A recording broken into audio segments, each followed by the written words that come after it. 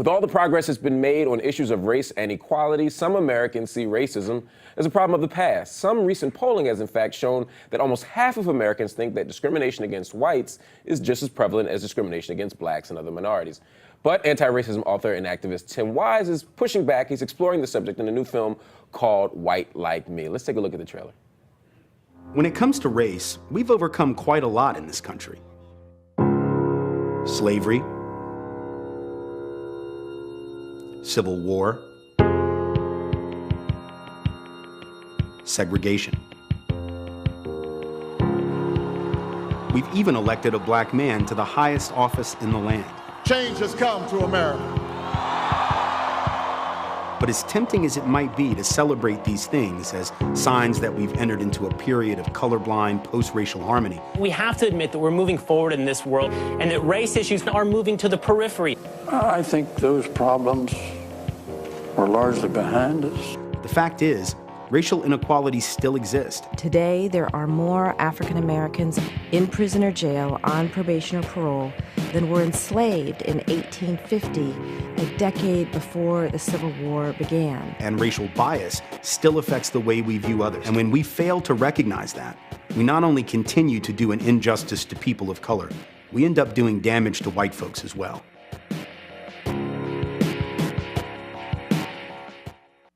We're pleased now to have the author of White Like Me, Tim Wise, join us right now. Tim, good to see you. Good to see you. Always good to see you, Yes, brother. And in the absolutely. Hangout, we're also joined by Jared Taylor.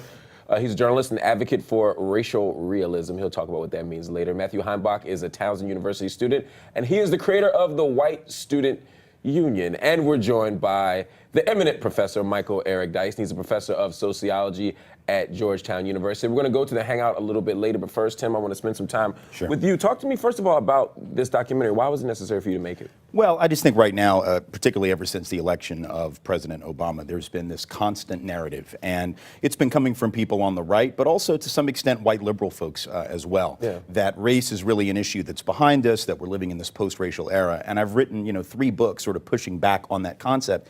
But I think that sometimes, particularly in this generation, to have a multimedia presentation that really demonstrates the realities of ongoing institutional racism and racial inequality, the reality of ongoing material and psychological white privilege advantages to those of us in the dominant group is helpful. It does something that a book can't do. And so really I take all of the analysis of my 4 or 5 books and I sort of synthesize those into the film to make the point that not only are we not living in a post-racial era, but in some ways, institutional inequity, particularly in terms of wealth gaps between whites and blacks, whites and Latinos, are actually getting worse, not better. Right now, the typical white family, 20 times the net worth of the typical black family, 18 times that of the typical Latino family. That has actually gotten worse in recent years. So we have to have that discussion, and I think a lot of times in this country we don't have it. Why are we having that discussion?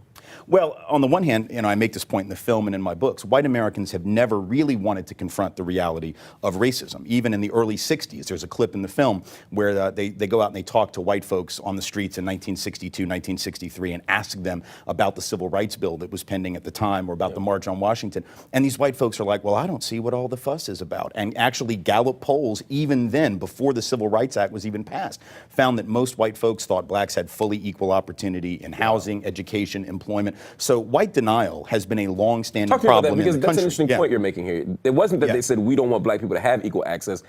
In the moment where black people clearly didn't have public accommodations, civil rights, they still said it's there. Right, 1963, keep in mind what 50 years ago now, right? That year is the year of the March on Washington. It's the year of the bombing at the church in Birmingham. It's the year that Medgar Evers is shot down dead in his driveway in Jackson by a white supremacist. So racism is all around. It's on the news every night. You can't avoid seeing it, and yet 2 out of 3 whites in a Gallup poll that year, actually no, more than that, 85% of white Americans that year told Gallup that black children had just as good a chance to get a good education as white children. Now, in retrospect, we can look at that and go, my God, that's like delusional, but I think it's very telling because what it tells you is that even good people, and I think most of those white folks were good people. I don't think they were bigots or hateful people, but I think they couldn't see what was in front of them because to be white in 1963, and I would argue still today, is to have the luxury, the privilege, if you will, of not having to know black and brown truth. You can be oblivious to the reality of people of color and suffer no consequence. On the other hand, to be a person of color, you have to learn white folks stuff. You have to know the rules that white folks have created in order to survive in that society. So in school, you're going to learn white literature and white history and white theater. They're not going to call it that, but that's the point of privilege. You don't have to racially name the stuff that's considered normal and normative. And that's really what white privilege is about. It's being able to take certain things for granted, not just opportunities, but also just the narrative of the society itself. You've said the word white Yeah. more times in this segment than probably any white person that's ever been on this show put together, right? You name whiteness, you put a spotlight on whiteness in a way that other people don't. Why are you committed to doing that? Why is that so important? Well, I think a lot of times when we do talk about race, even when liberal folks talk about race, we make it seem as if it's just a black person's issue or a Latino issue or an Asian issue or a Native American issue. But the truth is, if it's an issue for people of color, then the flip side is what we also have to examine. I make this point in a lot of my writing and my speeches. You can't have a down without an up, right? So if people of color are discriminated against in housing 2 to 3 million times a year, according to the best estimates we have, that's 2 to 3 million more opportunities for housing for white people. In other words, some people are down, there are advantages for others. If black folks here in New York are being stopped and frisked 2.8 million times over a 5-year period, as we've learned in the current trial, where the NYPD's basically been put on trial. 2.8 million times, hardly any of them arrested for anything, because hardly any of them have actually committed a crime.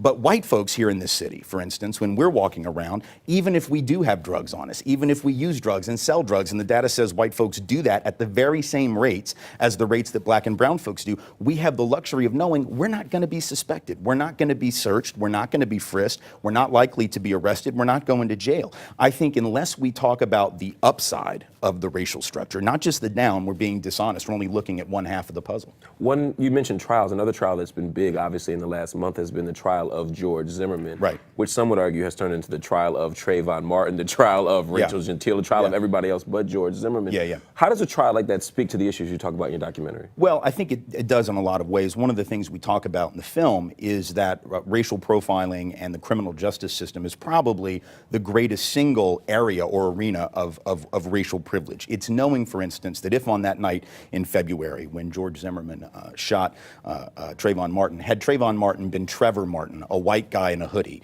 walking around in the rain, wearing a hoodie in the rain, imagine that, right? Trying to stay dry, the odds that George Zimmerman would have viewed him in a racially negative or hostile way would be far less. I can't say for sure he wouldn't have followed him, but the reality is here's a guy who has called police in that community on numerous occasions. Whenever he sees a black male, a 9-year-old black kid was in the neighborhood once, and George Zimmerman called the cops on him because he assumed he was up to no good. Would he do that to a 9-year-old white child, to a 13-year-old, to a 16-year-old or 17-year-old white male? The odds are no. Why? Does that mean George Zimmerman is a horrible racist? I'm not saying that. I wouldn't say that. I don't know him personally enough to make that comment. But I do know that the racialized suspicions that we have when we see someone who is black are very different from the suspicions we have when we see someone who was white, whether that's someone on the street or whether that's a terrorist. You know, you think about the Boston bombing, and once it was discovered that these guys were, yes, Muslim, but not only white, but literally from the Caucasus Mountain region.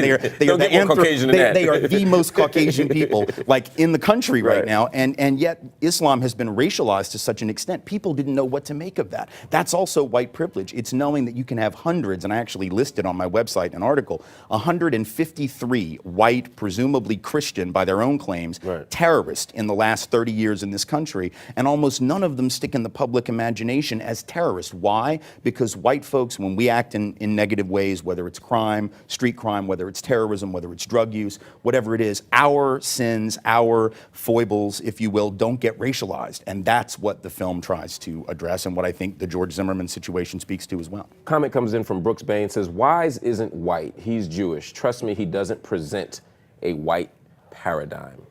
Well, this is going to be fun, because since you have Jared and Matt on, we're going to get into a conversation, I'm sure, because white nationalists, including the one who's just sent you this, have a hard time, I guess, getting their head around the fact that whiteness is a social construct, not a genetic or biological reality. So, am I Jewish? Yes. It's not like that's a secret. I've talked about that. Sometimes Nazis and white supremacists will say that like they're outing me. And I don't know if Brooks Bain is a Nazi or a white supremacist. Well, I actually don't know who that is. I will tell you that when people say he's not white, he's Jewish, it is usually the case that they're operating from a very narrow white nationalist perspective that believes, as Hitler did, that Jews are a biological subspecies, totally non-white, Asiatic subspecies bent on destroying the white race. Jared has people in his movement who feel that way. He tries to keep them in line because that's not the script he prefers, as I'm sure he'll tell you. But the reality is, I've talked about being Jewish. Being Jewish, however, does nothing to prevent the fact that in this society, I am racialized as white when I apply for jobs, when I'm walking down the street, when I'm trying to get a cab, like I'm gonna get a cab when we leave here, right? I'm gonna be able to do that. The cabbie may not like Jews, but he's not gonna look at me and say, oh, Jew. He's gonna look at me and say, white guy, not a black guy, I think I'll pick him up. We know that's how racial profiling works with taxi cabs. So I am Jewish because I was raised Jewish and because I have one parent who's Jewish and one grandparent who's Jewish, but I'm white because we live in a society where whiteness is not about your DNA, your genetics, your biology. It never was, just like blackness is not. It's about what you are viewed as by people in positions of authority. If employers, if cops, if bankers, if landlords look at me and see a white person and look at someone else and see a black person, that's what ends up mattering in this country. And that's why I talk about whiteness, because whiteness is what I receive in the culture. We have an amazing hangout of people here. We have, again, Jared Taylor, we have Matthew Heimbach, and we have Professor Michael Dyson. I want to bring them into the conversation now. All three of you have heard a bunch of stuff. I'm sure you want to jump in. I'm sure you have comments. I'm sure you have questions. And I'm going to place some other issues on the table as well. But I'm going to start with you, Matthew. You've heard what Tim Wise has said. Any initial response? Well, I mean, first of all, I would say on his claim that Jewishness and whiteness are inherently the same thing, I would say that a copperhead looks like a woodpile, but it's not. Just because something looks like something doesn't mean that it is. And Mr. Wise is perhaps one of the largest and most effective anti-white bigots currently out there on the anti-racist circuit, who is doing everything he can to promote the extinction of my race and removing us from our place in our society. As he said in one recent article, tick tock, that your time is coming. It's basic math, third grade math, I think you said, Mr. Wise, saying that white folks are losing our grip on this country and are losing our ability to organize for ourselves. And folks like you are the ones who are bigots, who are anti-white, and yes, you are Jewish, not white, are the ones who are promoting this. And you're actually calling for my genocide. Absolutely absurd. Well, here's the thing. First of all, the article that he references is an open letter to white conservatives. And the point was, after the midterm elections in 2010, I was saying, enjoy your success right now. Tick-tock, your time is coming when the white right will not be able to maintain control of this country. It was not a call for white genocide. It was not a call for any genocide, as anyone who is a college student at Towson ought to be able to know. If I was calling for white genocide, I would be calling, wait a minute, by that logic, I would be calling for the genocide of my wife, my two children, the old lady who lives across the street, all of them wonderful people who are white. Were you suggesting that white Americans won't exist demographically in the same way? No, the argument I was making was, and we know this is true, that white Americans will no longer be an absolute majority in about 30 years. And I was making the point that I think when that day comes, it will be better for democracy because people of color and white folks will have to work together to forge a multiracial democracy. We're not going to be able to survive with this sort of white nationalist mentality that people like Matthew, people like Jared and others would like to maintain in the culture. So he ultimately misread the article. I think most of the white nationalists did it on purpose. The idea that, and it's sort of ironic, the idea that criticizing white racism makes you anti-white is a really interesting thing, because by that logic, in order to be pro-white, you would have to be a white racist. I mean, that's the basic math. That seems absurd to me. My question that to be is, why wouldn't whites want to be able to maintain control? It's ridiculous to think, whether you're a liberal, conservative, black, Hispanic, white, why wouldn't you be able to have the majority and be able to support your people? Why should any group have to have a majority in order to maintain its access Mr. Wise, to society? as someone who advocated for the ANC government when you were a college student, supporting Nelson Mandela, who set bombs and was a terrorist, I really don't think, let's ask, actually, I have the Transvaal Republic flag on my shirt. Let's ask the Boers and the Afrikaners how this multiracial democracy is working out for them. I don't think it's going very well. So Matthew, just so that I'm clear, and then I want to move on to Professor Dyson. In your estimation, the right response would have been to support the Afrikaners movement and oppose Nelson Mandela in South Africa?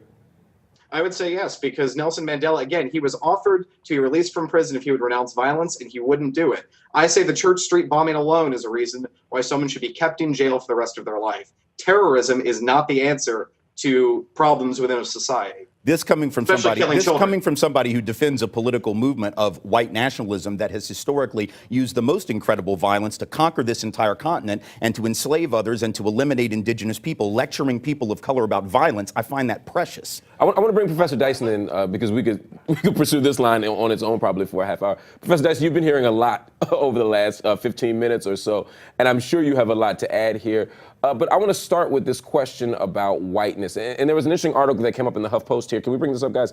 White History Month float stirs controversy at July 4th parade. There seems to be, at the same time that people are beginning to talk about racism more, again, there's a resurgence of conversations about white supremacy. People like Tim are trying to put a spotlight on white privilege. There is a counter push from many white people who are saying, wait, what about White History Month? Wait a minute, what about white rights? What about the right of white people, as Matthew said, to be a majority?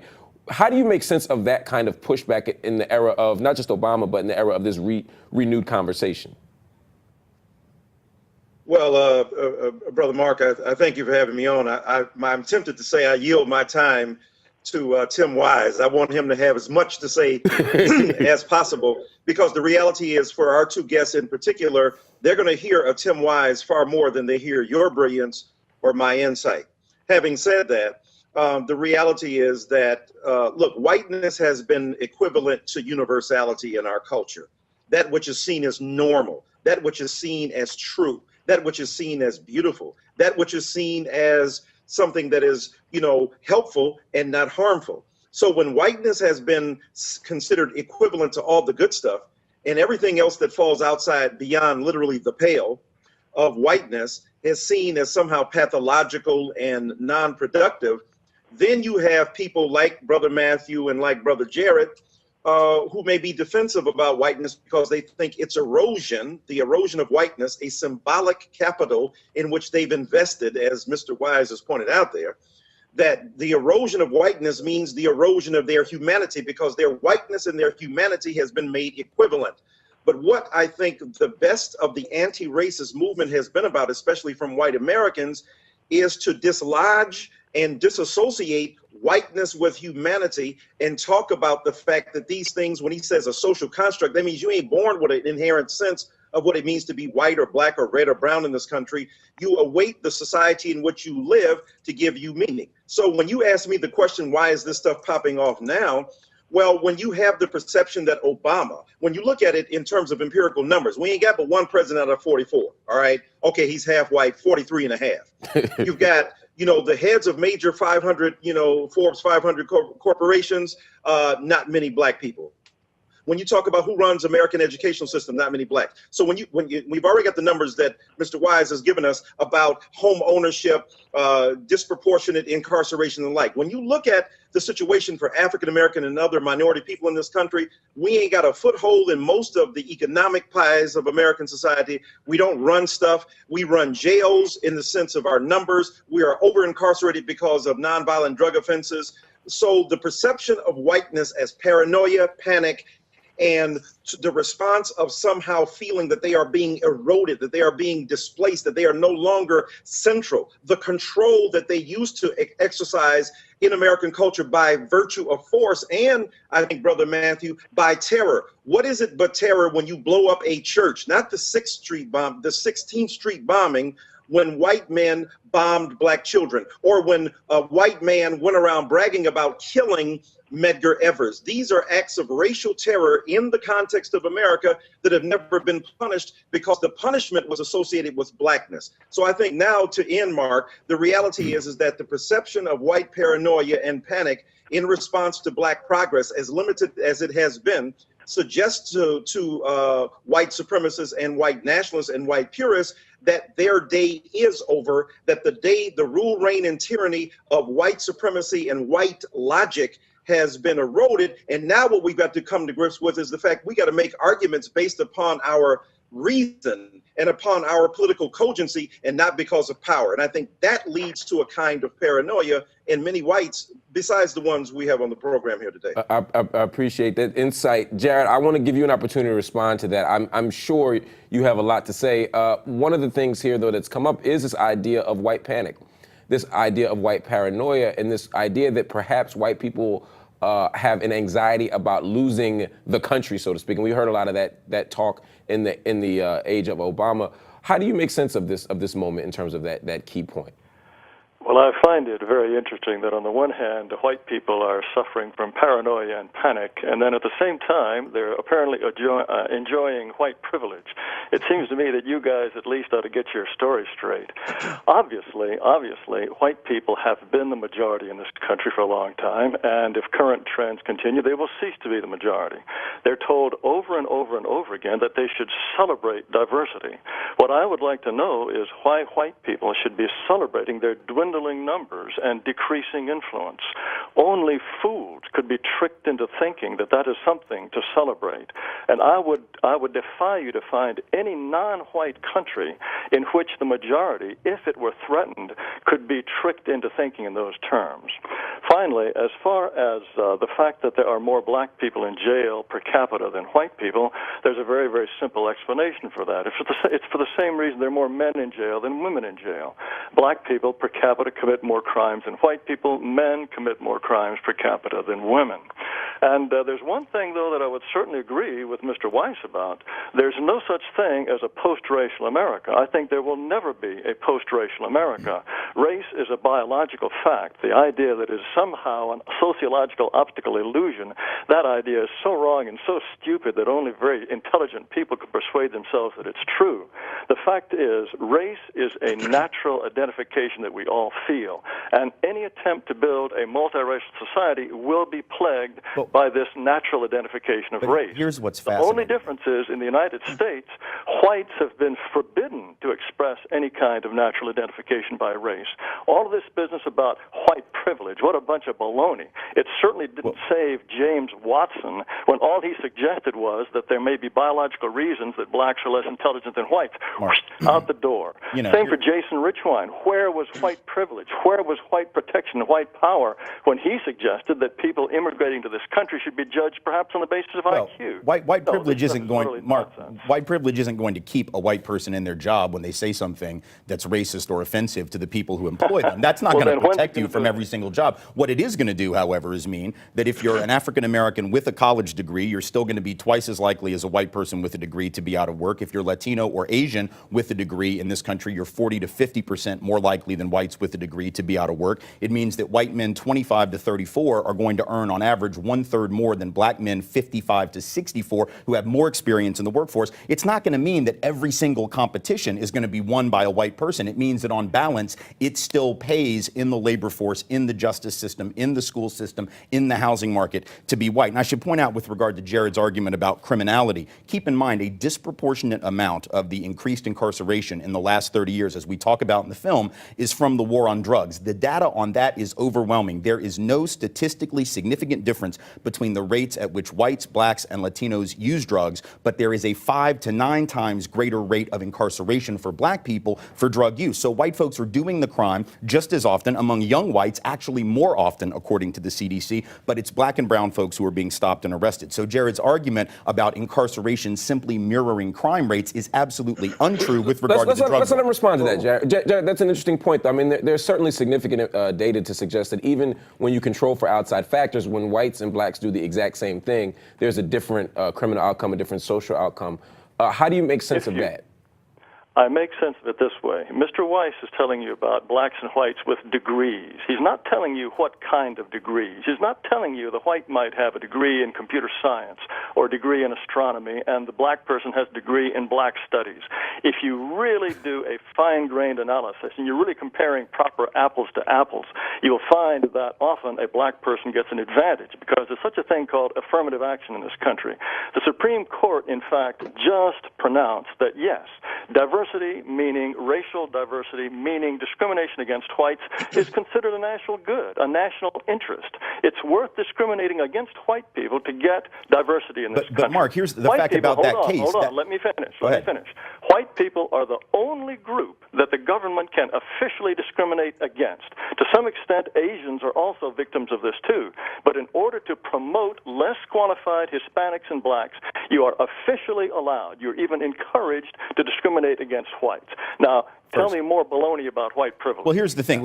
He mentioned the Supreme Court case about affirmative action, Abigail Fisher down in Texas. Here's what's interesting about that case. She claims to have been the white victim of reverse discrimination. When you actually look at the data, you find out there were only 5 people of color the year that she was rejected from UT who had lower grades and scores than her, but nonetheless got in. So to her, that was this horrible injustice. Oh my God, I was the victim of reverse discrimination. The same year, there were like 50 other 50 other white folks with lower grades and scores than her who also got in. She didn't complain about that. And there were over 100 black and Latino kids who were rejected just like she was, even though they had better grades and scores than her. So when she claims to be the victim of reverse discrimination, she doesn't even have the basic facts of her own case correct. That speaks to Jared's argument. It's just not true. I got to move on, guys. I literally only have about 2 minutes left. Professor Dyson, I want to ask you a question that many people have pondered, and that is, if we begin to highlight white privilege, and you're a university professor, we even have areas of inquiry called whiteness studies.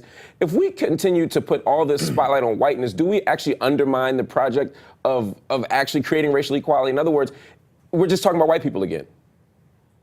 Yeah, well, there can be a subversive narcissism involved in some of this, but thank God for people like Tim Wise and others who are vigilant about critiquing themselves, about asking the question, about being full partners with other people of color and other similarly minded, democratically inclined white Americans to really come to a point where we don't celebrate or elevate anybody above anybody else, but the best man or woman wins. So the reality is that when we talk about whiteness studies, it's a painful process to come to consciousness. Carl Gustav Jung said there's no true birth of consciousness without pain.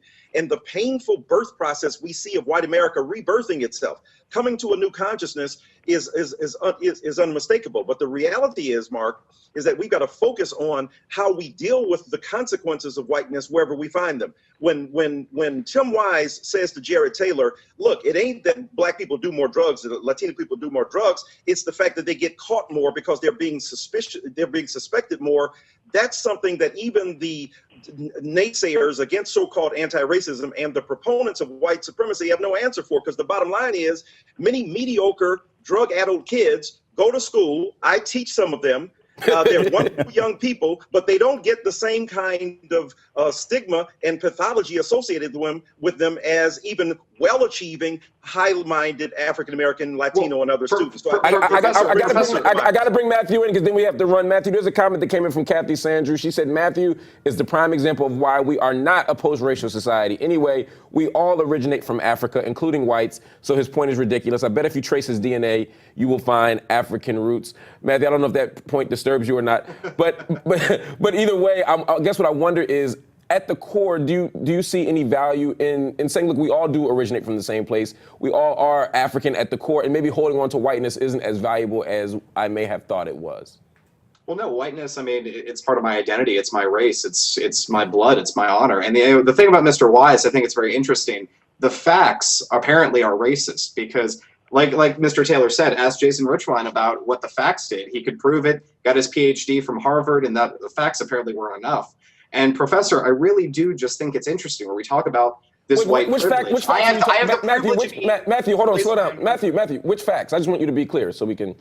Well, when you look at crime rates, look at the National Crime Victim Survey that's done every single year by the federal government. It actually proves that you could look in Mr. Taylor's book, White Identity, where it shows from the government statistics, when you take anonymous surveys of American citizens, when they say what they've been a victim of a crime and who's the perpetrator, incarceration rates are consistent with black and Hispanic men committing more violent crimes. And that is done incarceration not with for some sort of drugs agenda. has nothing to That do is a with survey that. done every year. Once again, we're talking about the war on drugs. We're talking about war on drugs that has nothing to do with violent crime. These guys have now avoided for the last 15 minutes the point I made, which is that stop and frisk is not about violent crime. Stop and frisk is not about violent crime. Only 15% of the stops in New York are ever written down as being even searching for a weapon or a violent crime. It's usually for loitering or it's for drug possession. And if whites commit that crime at the same rate, white folks should be getting stopped at the same rate. We are not getting stopped at the same rate. That is white privilege. Let me address that very point. Let me address that. Jared, I would love for you to, I promise I'll have you back, but we have to actually run. There's a white woman waiting to do her segment next, and I want to make sure she gets all the privileges that she deserves. Tim, thank you for joining us. This documentary comes out when? About a month to 6 weeks from now. About a month, 6 weeks from now. This documentary comes out. It's called White Like Me. It's an incredible documentary that will lay out all of these issues. In fact, I believe Jared and Matthew are featured in it, and many of their friends as well. It'll be an interesting conversation. The conversation here always continues, so please stay with us at HuffPost Live. Caitlin Becker's up next.